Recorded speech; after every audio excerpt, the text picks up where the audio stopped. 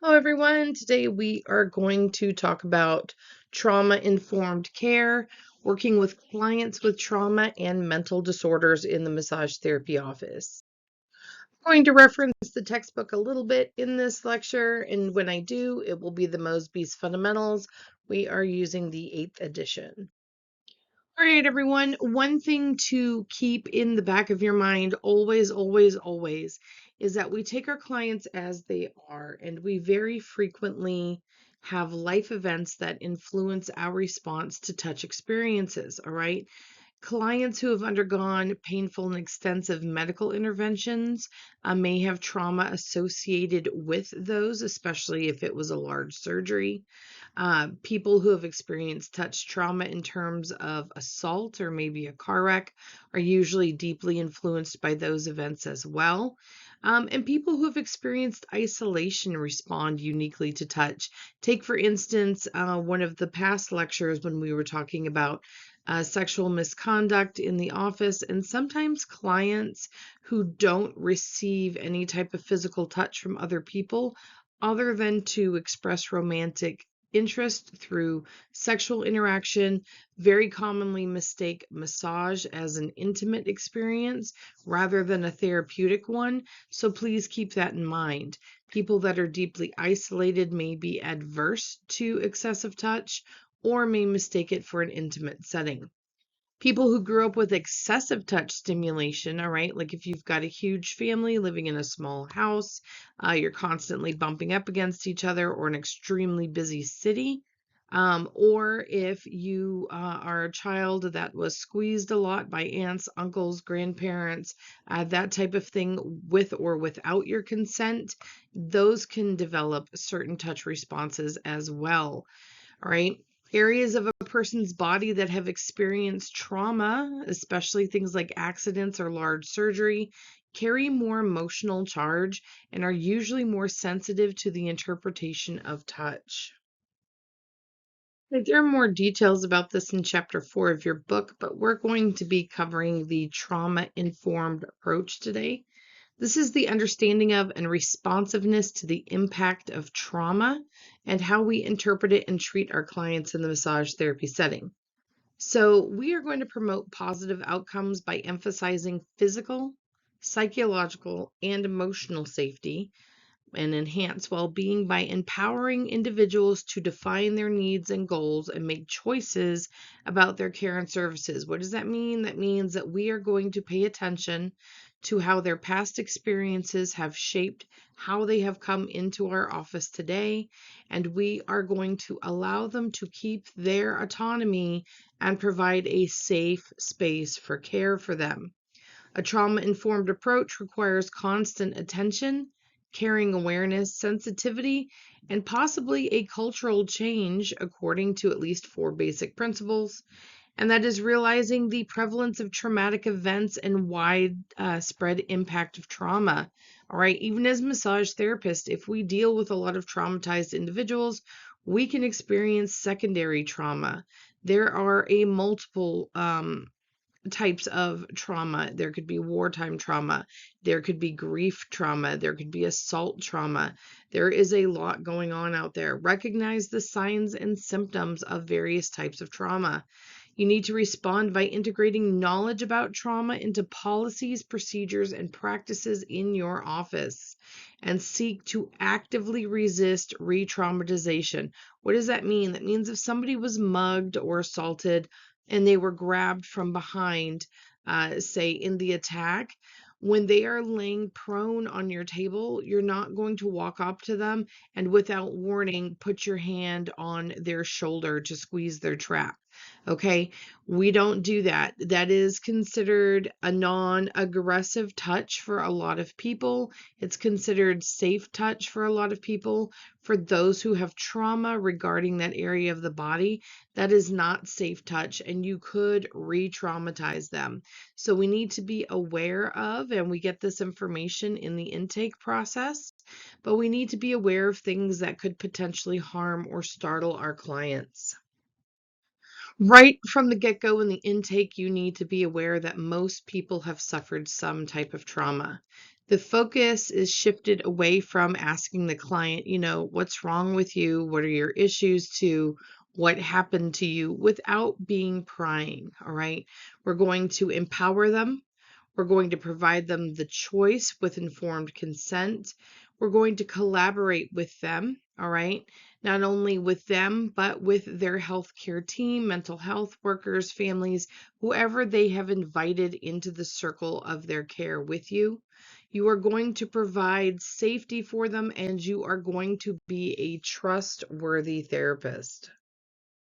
All right, with trauma informed care, massage therapy really offers a lot in the experience of being safe and receiving compassionate touch to help alleviate touch aversion in traumatized individuals. Trauma informed care is not a type of intervention, and it is not a treatment, but you do focus on safety and understanding as you work with your client. All right. Individual trauma results from an event, series of events, set of circumstances. We talked about how trauma is widespread. It can happen because of violence. It can happen because of abuse, neglect, disaster, war, human trafficking.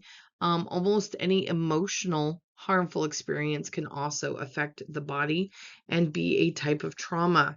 All right. It's important to remember that what happened to the person is not nearly as important as what the trauma means to the person that went through it. So just because you may have experienced the same type of trauma does not mean that you and the client are experiencing it the same way. So please keep that in mind. A trauma-informed perspective views trauma-related symptoms and behaviors as the individual's best and most resilient attempt to manage, cope with, and rise above their experience of their trauma. Traumatic stress reactions can be understood as normal reactions to abnormal situations. One thing to keep in mind with traumatized individuals is biological changes and stress responses in the body. And one of these is hyperarousal. All right. This is also called hypervigilance. This is the way that the body constantly stays prepared in case the trauma is going to reoccur. It's usually characterized by sleep disturbances, muscle tension, and a lower threshold for startle responses, right? Have you seen people that will like yelp or scream when someone comes around the corner or drop something and makes a sudden loud sound? This is an example of hyperarousal or hypervigilance, all right? It can persist for years after the original trauma occurs. Some other things to keep in mind about the physical body and being traumatized is that physical or somatic symptoms are likely to occur in individuals with traumatic stress reactions, especially PTSD or CPTSD. This is called somatization, all right? Many people who present with this are likely unaware of the connection between their emotions and their physical symptoms. All right. It's also common for their physical symptoms to be related to a breathing pattern disorder. Very often, when someone has generalized anxiety disorder, they will also be associated with a breathing pattern disorder as a comorbidity. All right. Physical experiences are often related to physiological manifestations of hyperarousal.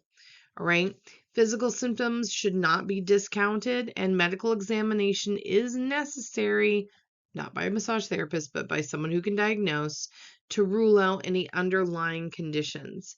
If the client remains resistant to exploring emotional content and only stays focused on physical symptoms as a coping mechanism, and they start to deny that they are not ill, even when medical evaluations and tests fail to confirm ailments, somatization may be a sign of ongoing chronic mental illness at this point.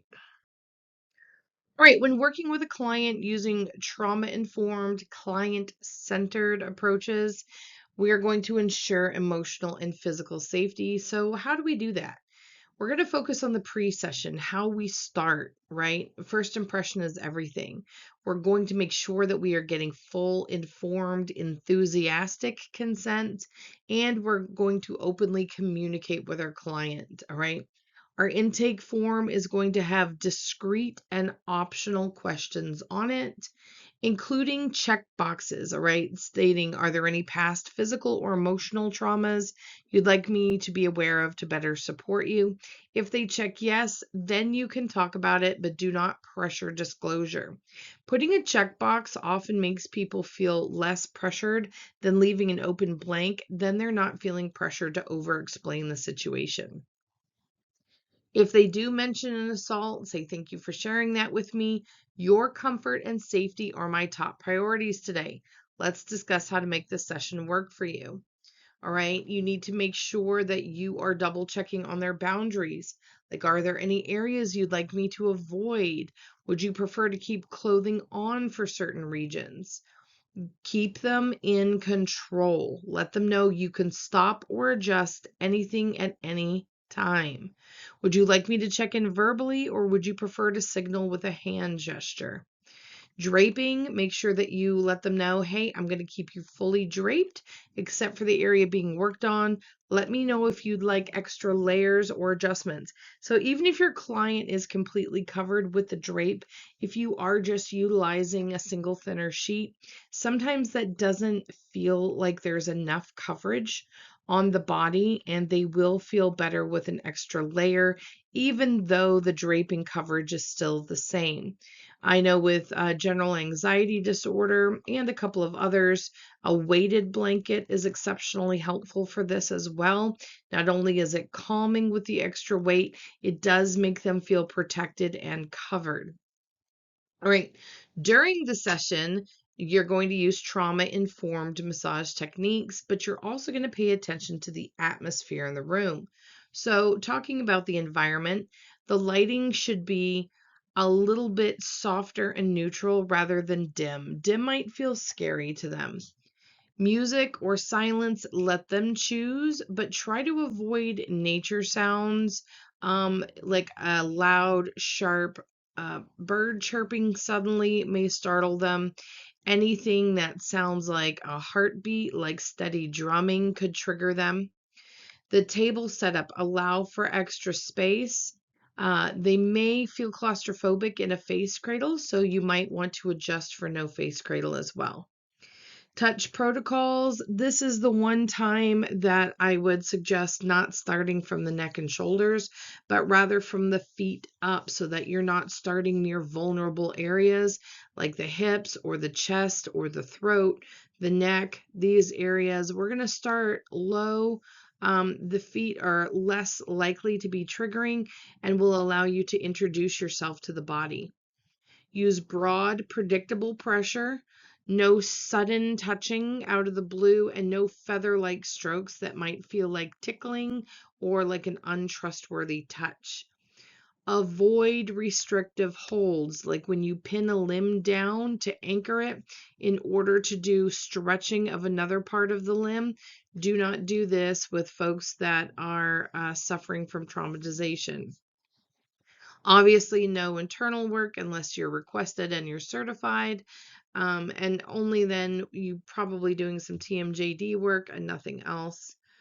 Language, narrate your actions, all right? Let them know, hey, I'm going to place my hand on your shoulder now, but avoid paternalistic praise. Don't say things like, you're doing great. Ask them, how does this pressure feel? Don't encourage them or be patronizing. Watch for disassociation. This is incredibly important. Signs include shallow breathing, stiffness, silence. Pause and ask them, would you like to take a break?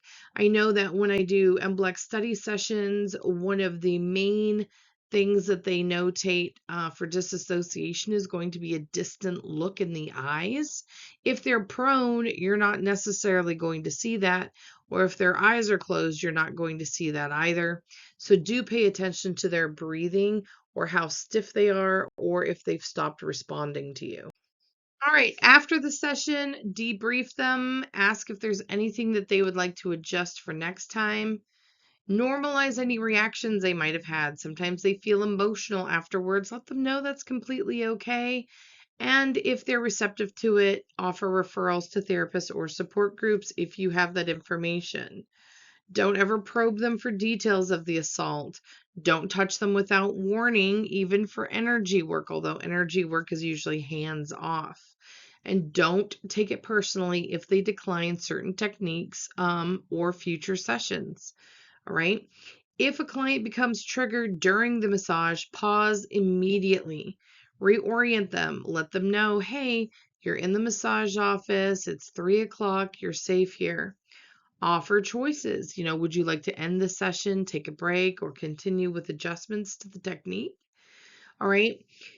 If you have first-time clients with trauma, you can always say, I want you to know that this is your session. You are in charge. We can pause, adjust, or stop anytime. I'll explain what I'm doing as we go, and you don't have to talk unless you want to. Does that sound okay? All right. Healing happens when the client feels empowered. You're not there to fix them, you're there to help them heal themselves. And your role is to provide a safe container for their autonomy. Okay. I know I've said this 100 times already in class, but you primarily are there to create a safe space for this client, and you need to maintain their autonomy. All right, working with clients with mental health disorders like anxiety, depression, bipolar, PTSD, schizophrenia. These require adaptability, empathy, and clear boundaries, just like working with trauma clients. Although you do need to focus more on your boundaries, not just the client, sometimes in these situations. So, pre-session with intake and communication, it's going to be the same with discrete, non-judgmental intake questions, but you're not going to say things like, do you have a mental illness? You're going to ask things like, is there anything about touch, pressure, or the environment that helps you feel more comfortable? Are there any past experiences that might affect your session today? Or do you have any sensitivities to sound, light, or touch I should know about? Honestly, you should ask everybody this question anyway. Now, if they do disclose a condition, let them know, hey, thank you for sharing that. How can I best support you today? You do not diagnose, you do not therapize, which means you are not talking, you are not their talk therapist, you are their touch therapist, and you do not pry for details. During the session, you do have to make some adaptations for some conditions. I talked a little bit about anxiety already because it's sort of the same thing for trauma, because trauma does induce anxiety, and that is to offer a weighted blanket if you have one, avoid strong scents or loud music. Use slow, firm pressure because light touch or tickly touch can increase anxiety, and avoid sudden movements. Let them know you're safe here, we can pause anytime, and ask them if they'd like to sit up and take a break if it appears that they might need to. All right, if they have depression, especially with low energy, okay, you're going to do things like gentle lymphatic drainage or Swedish massage and avoid deep tissue if they're already fatigued. Let them know to hydrate well, all right, because it might help with the post-session grogginess. A lot of fatigue is caused by dehydration, as a side note. With PTSD or CPTSD, never start with vulnerable areas, all right, like the neck or the abdomen or the chest. This is another time where you may want to start from the feet up because PTSD is usually caused by trauma. Let them choose their position. Sometimes they prefer facing the door. Hopefully, you have a table that you can put the cradle on either end. Otherwise, you may not be able to use a face cradle. Narrate every move, like I'm moving to your left shoulder now. With clients with psychosis, like schizophrenia, bipolar disorder with mania, avoid sensory overload. You can do dim, but again, not dark lighting. Minimal talking. Use broad grounding pressure and avoid those light, fluttery strokes again. And if they seem disoriented, let them know again, hey, you're at the massage office. It's 3 o'clock. You're safe here. If they have borderline personality disorder, BPD, or some other things that are similar, You need to set your own clear boundaries up front, letting them know things like, hey, sessions are 60 minutes. Would you like me to give a 5-minute warning before we finish so they're not asking you to continue or pressuring you to take up time that you have set aside for other clients? And avoid over engagement. All right. Stay professional. Don't become a de facto therapist. You are a touch therapist, not a talk therapist, but also do not overshare either. Post session, debrief neutrally. Ask them how it was for them. If there's anything they'd want different next time. If they have an emotional release, let them know, hey, some people feel tearful or spacey afterwards. That's okay. Just take a minute to regroup. Offer water and grounding. A cold cloth to place on their face or mint can help reorient dissociation. Strong citrus smells can also do that. Maybe finish a session with a facial massage if they want it, with some cold stones could definitely help as well. And refer when needed. If you have a list of supportive therapists or support groups in the area who specialize in their particular condition, you can offer that to them if you feel it's appropriate. All right, you are never going to give mental health advice though. Like you should try yoga for your depression. Absolutely not. Don't take it personally if they cancel. This is very common with clients with depression or anxiety. And don't assume that touch is always helpful. Sometimes they would prefer something like Reiki or cranial sacral therapy. Now, cranial sacral is touch, but it's not deep pressure touch. Reiki, you should never be touching someone's body with that type of energy work. When to modify or refer out. If the client disassociates, they become agitated, or they have a trauma response mid-session. If they request emotional support beyond your scope of practice, like crisis counseling, and you can say, hey, look, I want you to have the best care possible. Would you be open to a referral to a therapist who specializes in whatever their need is? All right. For many clients with mental health struggles or trauma, massage is one of the few places that they can feel safe in their own bodies. Your role is not to fix them, but to hold space for them without judgment. You are there to provide a safe environment and maintain their autonomy. All right, what do you do if a client starts crying on the table, or they experience shaking or emotional vulnerability, or they're having a psychosomatic release? How you respond to it can either help them feel safe or it can deepen their distress. So if your client starts crying, you can pause your hands, but keep contact if they're okay with it. Sometimes when people start crying, they want you to stop touching them. Normalize it by saying, hey, it's okay to let it out. This is a safe space, or your body might be releasing tension. You're not doing anything wrong. You can offer them to take a break or continue or stop entirely. But don't say things like, what's wrong? Because they may not even be able to explain it. Their body literally may just be releasing emotion. Don't be over comforting. Don't crowd them by hugging. Maintain your professional boundaries and allow them space to reorient themselves. If a client disassociates or zones out, you can tell sometimes by that blank stare. They're looking off in the distance. They have delayed responses. They start holding their breath, or they get stiff or frozen. Their muscles start tensing up. Let them know, hey, you're at the massage office. It's 3 o'clock. You're safe here. Offer control. Let them know what you're doing. Like, hey, I'm going to lift up my hands now. Let me know if you'd like me to stop the massage or adjust the techniques. And you can also help ground them by asking them questions like, can you feel the table under you? Try pressing your feet gently into the bolster. Can you feel the pressure of the table, underneath your back? Those type of things. If a client starts to share trauma memories with you, listen without probing. You can redirect to the present, like, thank you for sharing that. Would you like to focus on your breathing now, or would you prefer to pause? And reaffirm boundaries.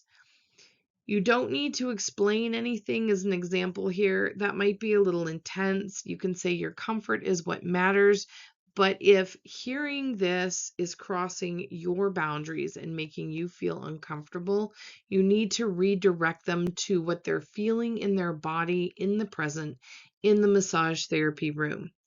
Don't say things like, I understand, unless you've actually experienced the same trauma, because this can feel very dismissive.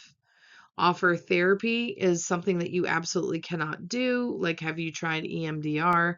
You can offer to refer them to therapists that do various techniques, but you cannot offer them information about techniques that are out of your scope of practice.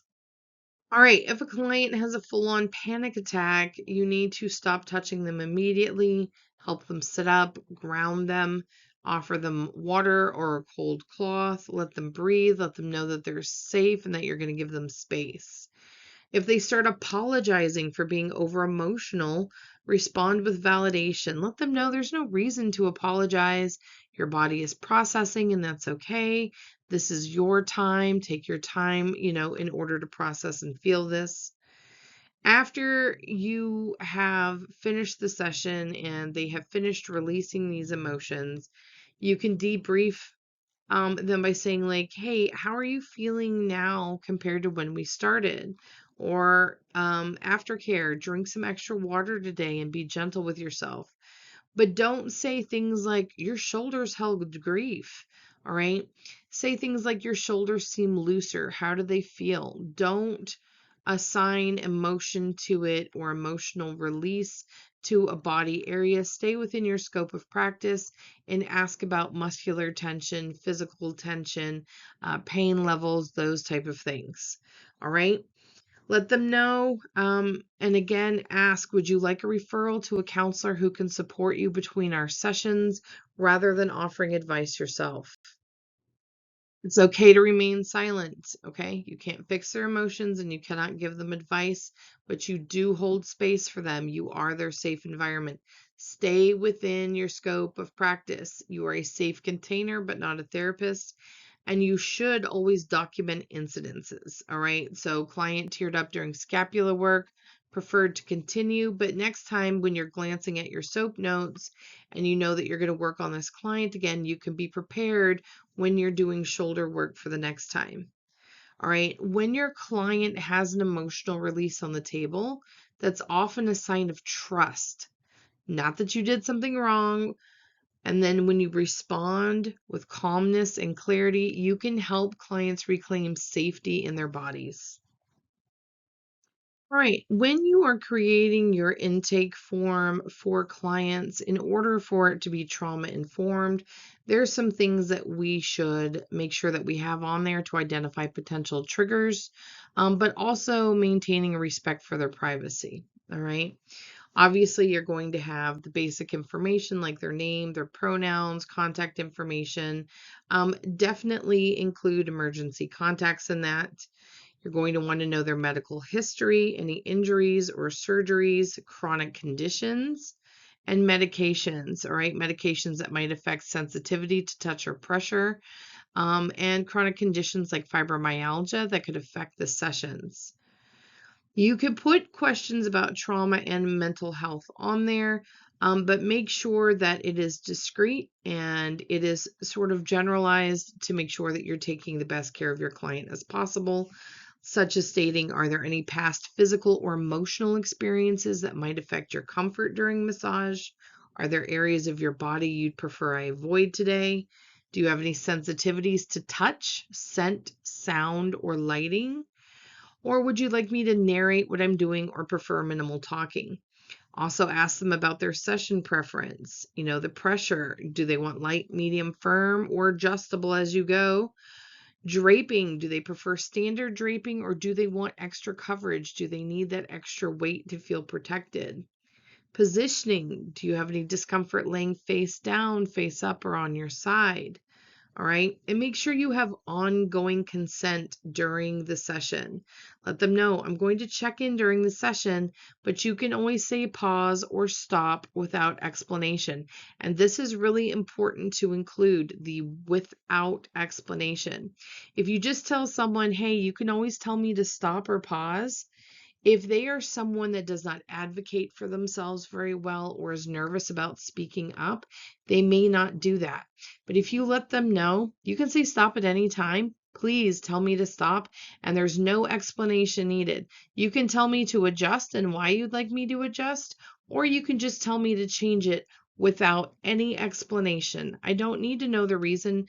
I'm here to work on you for your comfort and enjoyment today, your relaxation. There's no reason to explain why you want a shift in what we're doing. You can ask, is there anything else that would help you feel safe or more comfortable today as well? And when it comes to those emergency contacts, especially if they didn't fill out someone, ask again, is there someone we should contact in case you feel unwell during or after your session? And again, back to that intake form, use clear, large print with neutral colors. Avoid red or a lot of italicized that looks like slashing. Check boxes versus open blanks. I talked about this earlier. It reduces pressure to over-explain things. You can offer a digital option on your website or emailing it, allowing them to fill it out privately before they come into the office. And you need to review the form before the first session, notating their preferences and triggers. And if you have a regular client, make sure you're checking in and ask if anything has changed or updated since the last time you worked on them. All right. There are some places you can go for some free trauma-informed intake forms. The Massage Therapy Association and Trauma-Informed Healthcare Toolkits are out there for you.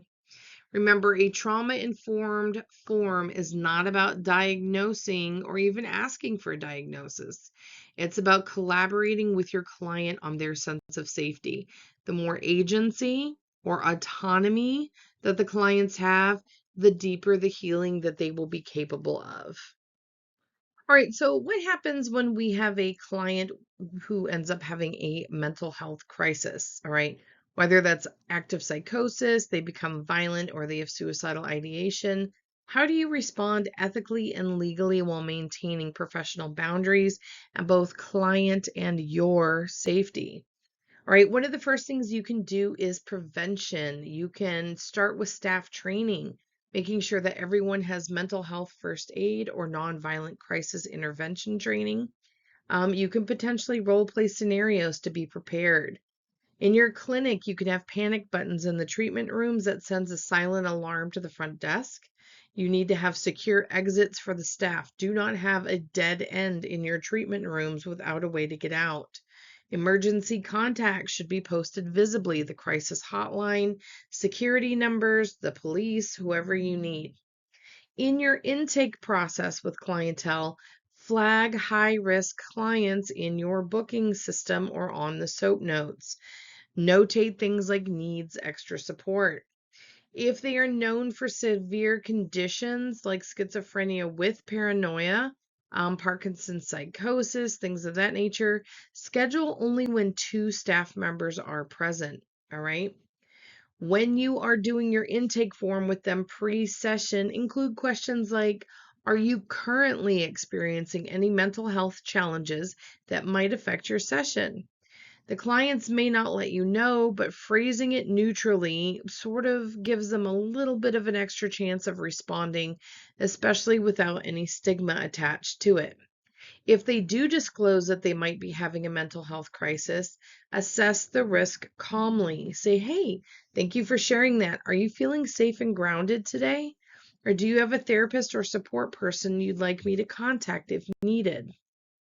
Now, during the actual crisis itself, if the client threatens self-harm or suicide, pause the session. Let's stop for a moment. I want to make sure that you're safe. Assess how immediate this threat is. Do you have a plan to harm yourself today? If the risk is imminent, call 911 or your local crisis team. You are considered a mandatory reporter.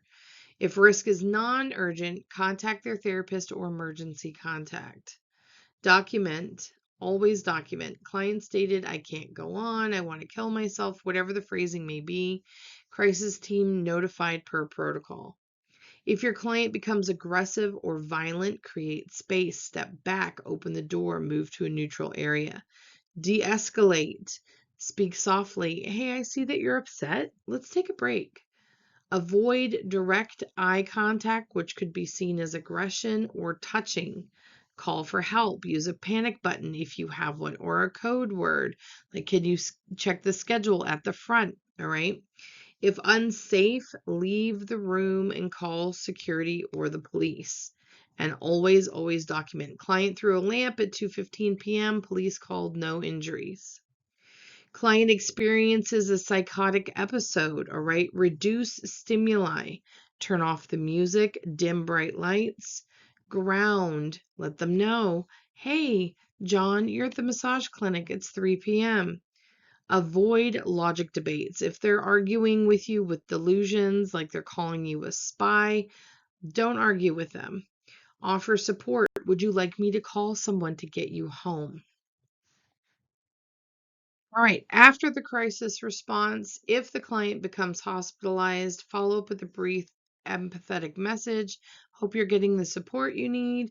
If they're banned from the clinic, send a written notice reviewed by legal counsel, citing safety concerns for their non-return. For you as a therapist or for the staff at large, debrief as a team without shaming the client.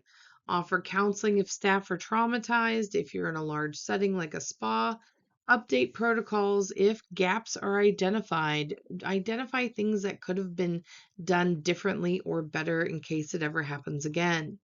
And document. Legal records should always include the date, the time, and the exact quotes of threats and behavior. Actions that you took as a therapist, like called 911 at 3:05 p.m., what witnesses were present, and any follow-up steps, like client's therapist was notified by email. All right. In order to try to prevent this from happening in the future, require prepayment for high-risk clients. This reduces confrontations. Ban violent clients in writing. Again, consult with legal counsel for this for wording, and try to train at least annually on de-escalation and self-defense protocols. All right.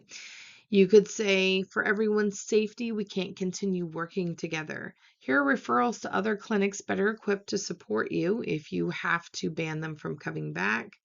When you call emergency services, it's going to sound something like, I have a client at, and then give them the address, who's threatening self-harm or violence. Then you describe them and let them know that we need assistance. You are not a therapist and you are not a cop. You only stabilize, provide a safe space, and refer them out. HIPAA allows disclosure to prevent harm, like telling the police they've threatened to stab someone. ADA compliance, banning a client must be based on their threatening behavior, not their diagnosis. All right.